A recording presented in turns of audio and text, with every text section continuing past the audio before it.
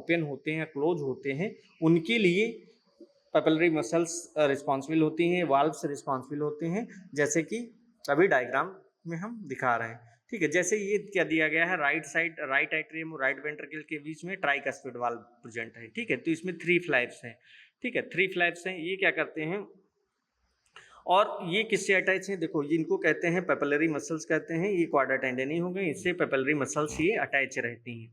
ये वाल्व्स को क्या करती हैं, एक तो अपोजिट डायरेक्शन में रोकने से इनको अपोजिट डायरेक्शन में ओपन ना हो, उससे कह सकते हैं इसको प्रिवेंट करेंगी। दूसरा इसको क्या करेंगी, क्लोज करने के लिए, ओपन और क्लोज होने में भी ये हेल्प करती हैं। सेम ऐसी कंडीशन बाइकस्पिड वाल्व में रहती है। बाइकस्पिड वाल्व जो लेफ्ट एट्रियम और लेफ्ट वेंट्रिकल के बीच में प्रेजेंट है, इसमें देखो फ्लैप्स कितने हैं, 2 फ्लैप्स हैं। ठीक है, तो ये इन्हीं और इन दोनों को मिला के क्या कहते हैं, एवी वाल्व कहते हैं। इसको कह सकते हैं राइट एट्रियोवेंट्रिकुलर वाल्व और उसको लेफ्ट एट्रियोवेंट्रिकुलर वाल्व कहेंगे। ठीक है,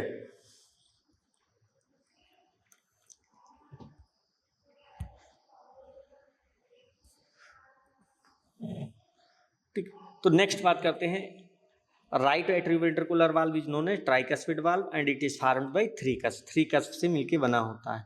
कस्प किसके लिए रिस्पॉन्सिबल होते हैं, ये प्रिवेंट करने के लिए। Papillary muscles arises from inner surface of ventricles which play important role in closure of cusps and preventing the back flow of blood from ventricles to atria during ventricular contraction.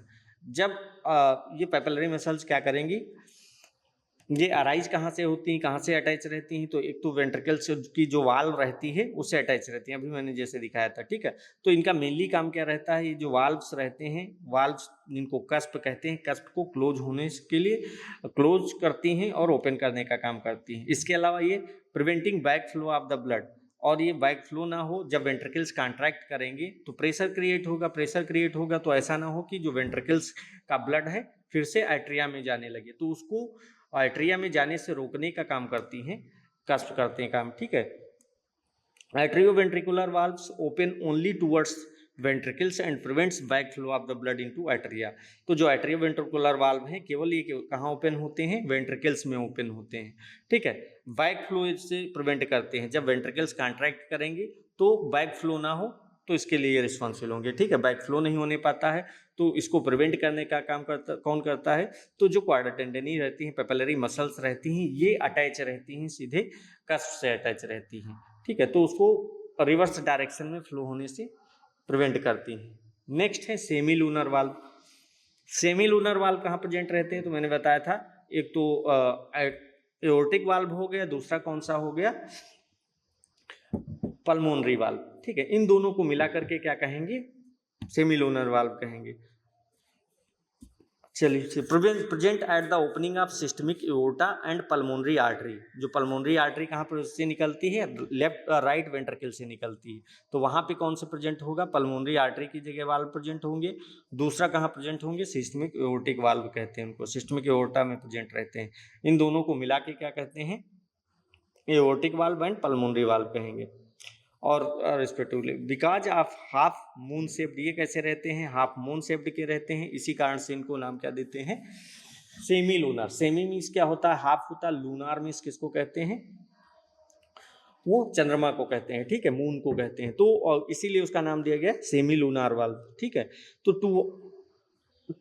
These are 2 valves are called semi lunar valve. इन दोनों को मिला के क्या कहेंगे, semi lunar valve कहेंगे। Semi lunar valve are made up of 3 cusp, ये भी 3 फ्लैप या 3 कस्प से मिलके बने होते हैं। ओवरऑल जितने भी वाल्व प्रेजेंट होंगे हार्ट के अंदर, वो उसमें सभी में कैसा रहता है, ट्राइकस्पिड वाल्व प्रेजेंट रहते हैं, मतलब 3 फ्लैप्स वहाँ पे या 3 कस्प प्रेजेंट रहेंगे, एक्सेप्ट बाइकस्पिड वाल्व को छोड़ करके जो लेफ्ट एट्रियम और लेफ्ट वेंट्रिकल के बीच में प्रेजेंट रहता है, जिसको क्या कहते हैं, मिट्रल वाल्व भी कहा जाता है। उसको छोड़ के जितने भी वाल्व रहेंगे वो कैसे रहते हैं, 3 कस्प से मिलके बने होते हैं। Semi lunar valve open only towards the aorta and pulmonary artery and prevents the backflow of blood into the ventricles। तो जो सेमी लूनर वाल्व होंगे, चाहे वो एओर्टिक वाल्व हों या फिर पल्मोनरी आर्टरी के वाल्व हों, इनका भी फंक्शन सेम जैसे पहले बताया वैसे ही रहेगा। इनका भी फंक्शन क्या रहता है, जो ब्लड होगा वो वेंट्रिकल से कहाँ पे लेफ्ट वेंट्रिकल से ओवरऑल बॉडी में ब्लड सप्लाई होगी और राइट वेंट्रिकल से कहाँ जाएगा, लंग्स को जाएगा। ठीक है, तो ये वेंट्रिकल से ब्लड वेसल्स में जाएगा, इसको अपोजिट डायरेक्शन में बैक फ्लो होने से प्रिवेंट करने का काम करेगा। सेम वैसी कंडीशन रहेगी यहाँ भी। ऐसा नहीं पता लगे एओर्टा में जाए, एओर्टा से वापस ब्लड कहाँ पे आए, वेंट्रिकल्स में वापस नहीं आता है, एओर्टा से ब्लड कहाँ, पूरी बॉडी को जाएगा, ऑक्सीजनेटेड ब्लड। ठीक है, अब कौन कौन सी ब्लड वेसल्स रहती हैं जो ब्लड सप्लाई करती हैं, सर्कुलेटरी सिस्टम में इन्वॉल्व होती हैं। तो vessels of circulatory system are aorta, arteries, arterioles, capillaries, venules, veins and vena cava. तो ऐसा नहीं, जैसे जब ब्लड सप्लाई होती है हार्ट से तो एओर्टा से ब्लड निकलेगा, लेकिन एओर्टा सभी आर्गन्स को या सभी कह सकते हैं टिश्यूज को ब्लड सप्लाई नहीं करता। वो क्या करेगा, ascending aorta upper body part को जाएगा और descending aorta lower body parts को जाएगा। फिर वहाँ पर्टिकुलर आर्गन्स के लिए अलग अलग आर्टरीज रहती हैं। जैसे किडनी के लिए मैंने बताया था कौन सी रहती है, रीनल आर्टरी रहती। तो रीनल आर्टरी एओर्टा से निकलेगी, एओर्टा से रीनल आर्टरी, डिसेंडिंग एओर्टा से फिर रीनल आर्टरी में ब्लड जाएगा, रीनल आर्टरी से कहाँ पे जाएगा, आर्ट्रियोल्स में जाएगा, आर्ट्रियोल्स के बाद कैपिलरीज में जाएगा। कैपिलरीज क्या करती हैं, पर्टिकुलर सेल्स में गैसियस एक्सचेंज का काम करती है। वहाँ पे जो टिश्यूज होंगे या सेल्स होंगी वहाँ पे गैसियस एक्सचेंज का काम करेंगी। ठीक है, तो डायरेक्ट आर्टरी से भी ब्लड वहाँ पे टिश्यूज को नहीं जाता। टिश्यूज के बाद टिश्यूज का, क्योंकि टिश्यूज से बहुत सारी जो ब्लड सेल, बहुत सारी जो सेल्स से मिलकर टिश्यूज का फॉर्मेशन होता, तो पर्टिकुलर सेल्स के लिए कैपिलरीज ही रिस्पॉन्सिबल होती हैं। क्योंकि कैपिलरी की वाल क्या रहती है, थिन रहती है, बहुत ज़्यादा वाल थिन होने के कारण वहाँ पे प्रॉपर गैसियस एक्सचेंज हो सकता है। ठीक है, और आर्ट्रियोल में गैसियस एक्सचेंज नहीं हो पाएगा क्योंकि इनकी वाल क्या रहती है, थिक रहती है। ठीक है, ऐसे ही वेन्स में क्या क्या प्रेजेंट रहता है, जैसे वेना कावा क्या करती है, वेना कावा डीऑक्सीजनेटेड ब्लड लाती है। तो जो टिश्यूज से सबसे पहले जो सेल्स होंगी, सेल्स से ब्लड किस में आएगा, वेन्यूल्स में आएगा, वेन्यूल्स से वेन्स में आएगा, वेन्स से वेना कावा में आएगा, वेना कावा से हार्ट में ब्लड जाएगा। सेम वैसी कंडीशन इसमें रहती है। तो अलग अलग स्ट्रक्चर्स रहते हैं, ब्लड वेसल्स रहती हैं जो रिस्पॉन्सिबल होती हैं ब्लड सप्लाई के लिए। तो structural difference between different blood vessels, ठीक है, स्ट्रक्चरल डिफरेंस रहता है, अलग अलग ब्लड वेसल्स में अलग अलग रहता है। जैसे अगर देखा जाए तो आर्टरियो वेन्यूल्स में अलग अलग डिफरेंस भी रहता है। आर्टरीज की वाल क्या रहती है, थिक रहती है, और जो कैपिलरीज की रहेगी उनका ल्यूमेन तो रहेगा, ल्यूमेन लार्ज रहेगा, लेकिन इनकी जो वाल रहेगी वो बहुत ही थिन रहती है। ठीक है, आर्ट्रियोल्स और आर्टरीज की अपेक्षा। अब बात करते हैं आर्ट्रियल सिस्टम की। Arterial system comprises the aorta, arteries and arterioles. ठीक है, तो इसमें क्या क्या आएगा, एओर्टा आएगा, आर्टरीज आएंगी और आर्ट्रियोल्स आएंगे। Wall of the aorta and arteries are formed by 3 layers. तो जितनी भी ब्लड वेसल्स होती हैं ओनली 3 लेयर से मिलके बनी होती हैं। कौन कौन सी 3 लेयर होती हैं, outer tunica adventitia, middle tunica media and inner tunica intima. ये 3 लेयर से मिलके ब्लड वेसल्स बनी रहती हैं। तो outer tunica adventitia made up of connective tissue layer, ये किसकी बनी रहती है, कनेक्टिव टिश्यू लेयर की बनी रहती है। It is continuation of fibrous layer of peripheral pericardium. ये फिर कहाँ जाएगी, जो वहाँ से निकलेगी फिर डायरेक्टली वहाँ पे जो पेरिकार्डियम लेयर होती है वहाँ पे भी ब्लड सप्लाई करती है। Middle tunical formed by smooth muscle layer, ये किसकी बनी रहती है, स्मूथ मसल लेयर की बनी रहती है। ठीक ऐसे ही इनर लेयर जो रहती है, सबसे इनर लेयर ब्लड वेसल्स की वो कौन सी रहती है, ट्यूनिका इंटीमा रहती है। ठीक है, ये एंडोथेलियल सेल की बनी रहती है।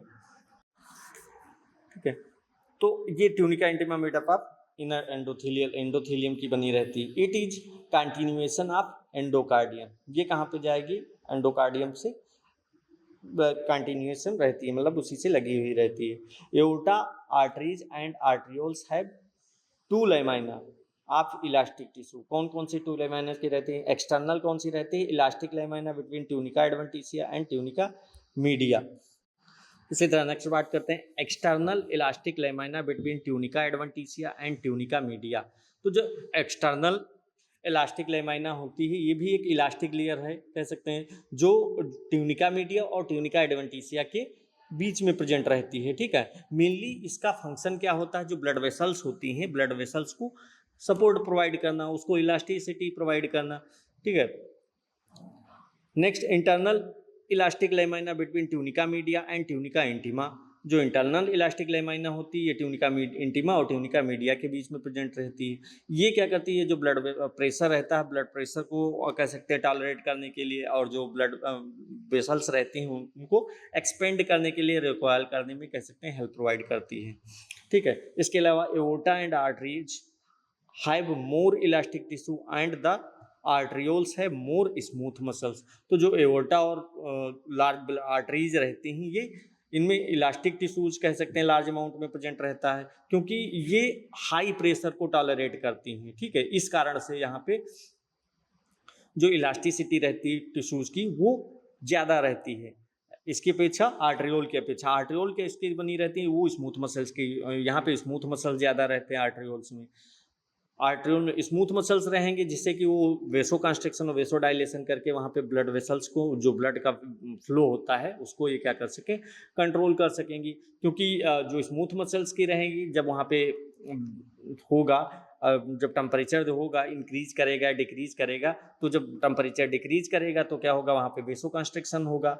ठीक है, और जब टेम्परेचर इंक्रीज करेगा तो वेसो डायलेशन होगा। इससे वहाँ पे जो ब्लड वेसल्स का फ्लो होता है, उसके अंदर ब्लड का फ्लो होगा, उसको हम कंट्रोल कर सकते हैं। Arterial branches become narrow and their wall become thinner while reaching the periphery. तो जैसे जैसे आर्टरीज होंगी वो पेरीफेरल पार्ट की ओर शिफ्ट होंगी, वैसे ही उनका जो डायामीटर रहता है धीरे धीरे क्या हो जाएगा, रिड्यूस हो जाएगा, और जो उनकी वाल की थिकनेस रहती है वो भी कैसे हो जाएगी, थिन हो जाएगी।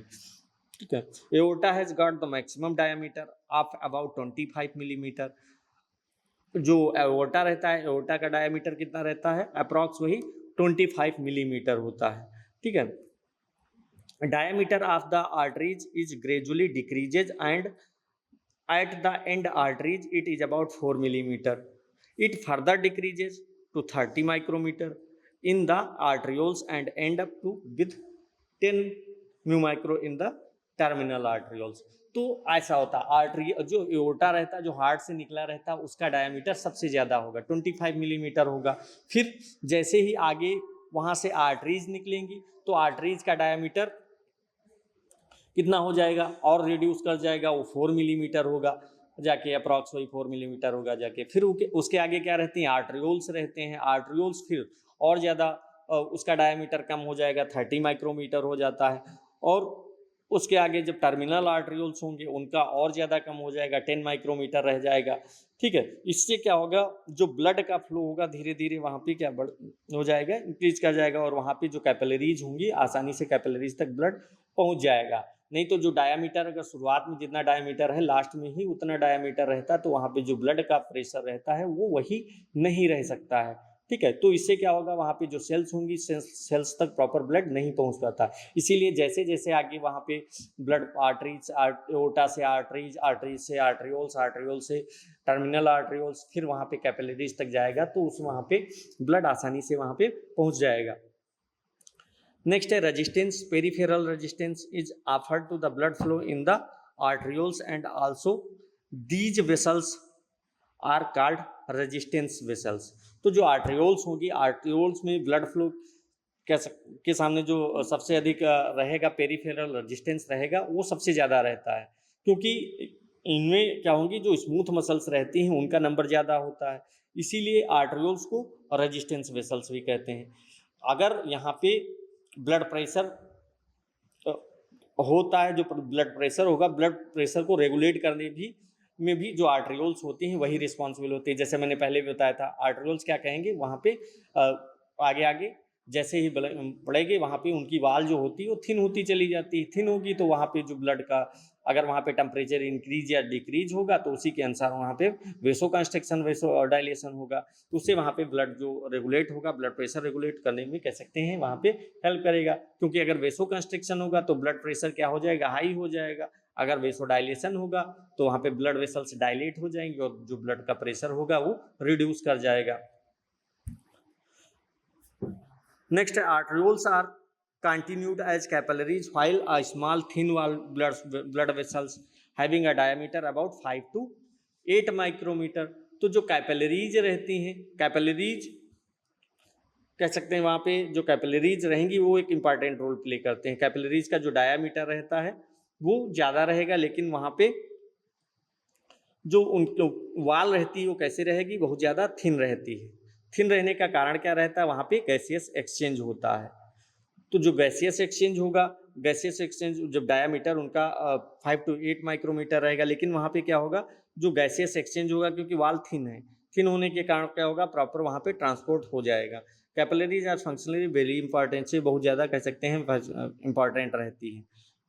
इम्पॉर्टेंट होने के कारण क्या है, वहाँ पे गैसियस एक्सचेंज होता है, क्योंकि जितनी भी हमारी गैसेज होंगी, चाहे वो ऑक्सीजन हो, कार्बन डाइऑक्साइड हो, या फिर जितने भी न्यूट्रिएंट्स हो गए, हार्मोन्स हो गए, वेस्ट प्रोडक्ट हो गए, ठीक है, तो इन सबका एक्सचेंज कहाँ पे होगा, जाके कैपिलरीज में ही होता है।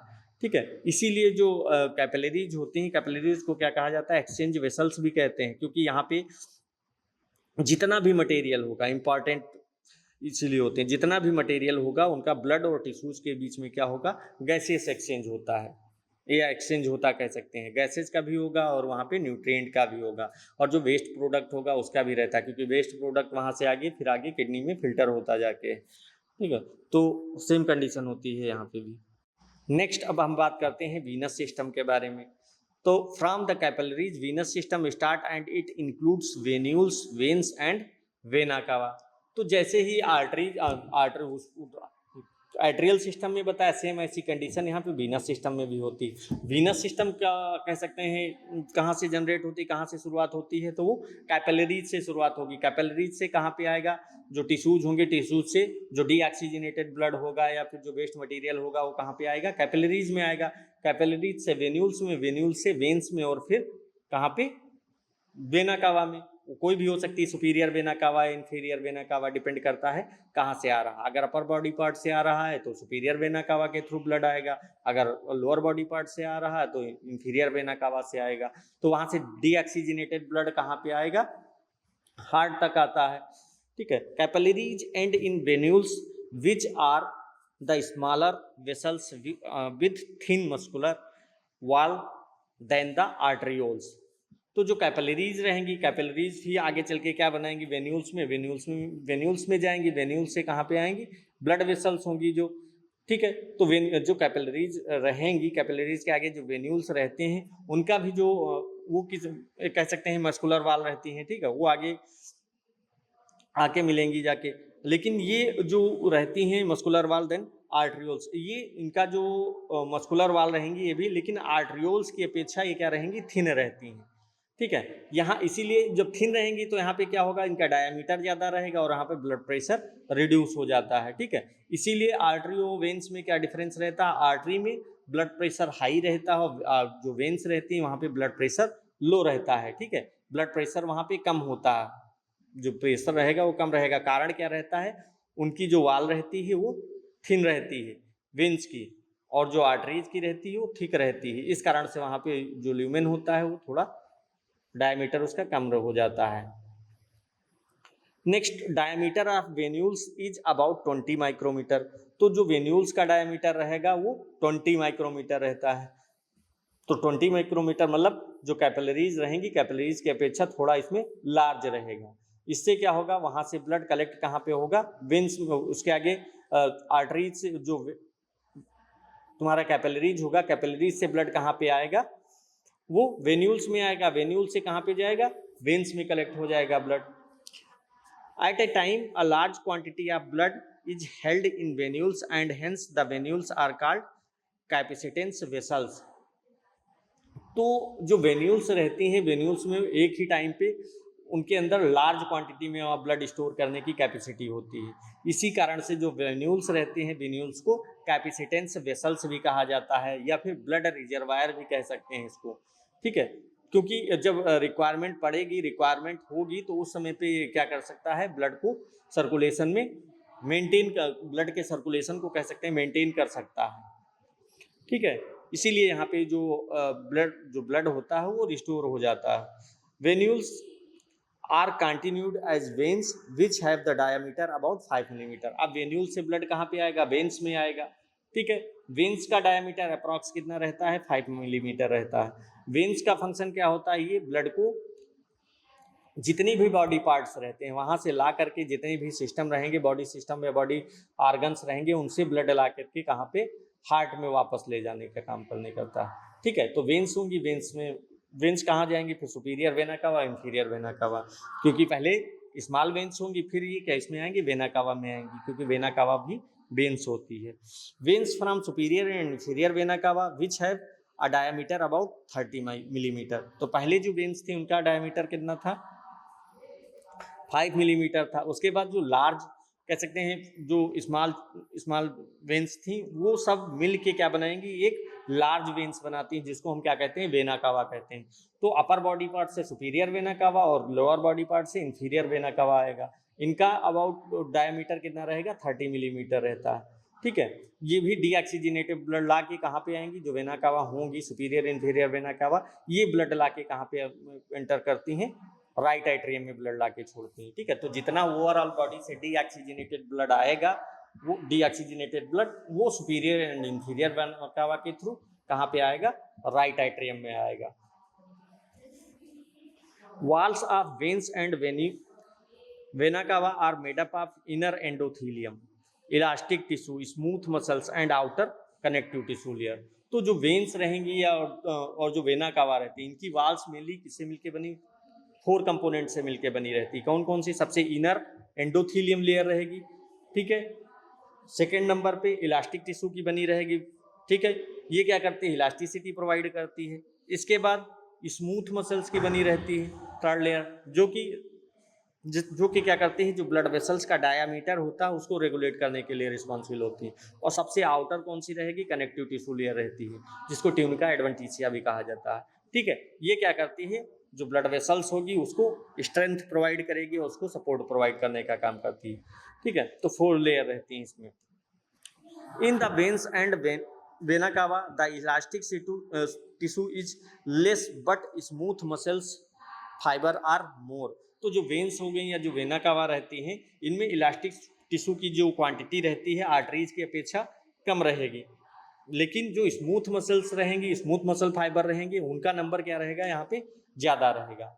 इलास्टिक कनेक्टिव टिश्यू का नंबर कम रहेगा, लेकिन स्मूथ जो मसल्स रहेंगी, मसल फाइबर रहेंगे, उनका नंबर यहाँ पे ज़्यादा रहता है, क्योंकि जो वेन्स रहेंगी, वेन्स में जो ब्लड प्रेशर रहता है वो आर्टरीज की अपेक्षा कम रहता है। इसीलिए इनमें क्या रहेगा, जो इलास्टिक टिश्यू रहेंगे, इलास्टिक टिश्यू की रिक्वायरमेंट उतनी ज़्यादा नहीं रहती है। जबकि जो स्मूथ मसल्स होंगी, ये क्या करेंगी, ये वीनस रिटर्न को और जो ब्लड फ्लो होगा उसको रेगुलेट करने में वहाँ पे हेल्प करती हैं। ठीक है, तो ये थी वीनस सिस्टम हो गया। अब इसके बाद हम पढ़ेंगे डिवीजन ऑफ सर्कुलेशन, जिसमें 2 तरह का सर्कुलेशन होता है, एक सिस्टमिक सर्कुलेशन हो गया, दूसरा पल्मोनरी सर्कुलेशन रहता है। तो हमारा राइट साइड जो हार्ट रहता है वहाँ पे कैसा होता है, सिस्टमिक सर्कुलेशन, पल्मोनरी सर्कुलेशन होगा, और लेफ्ट साइड कैसा रहेगा, सिस्टमिक सर्कुलेशन रहेगा। तो सिस्टमिक सर्कुलेशन में हमेशा कैसा ब्लड रहेगा, ऑक्सीजनेटेड ब्लड रहेगा, और पल्मोनरी सर्कुलेशन में ब्लड कैसा फ्लो होता है, वो डीऑक्सीजनेटेड ब्लड रहता है। ठीक है, तो ओवरऑल सर्कुलेशन इसको हम नेक्स्ट क्लास में पढ़ेंगे।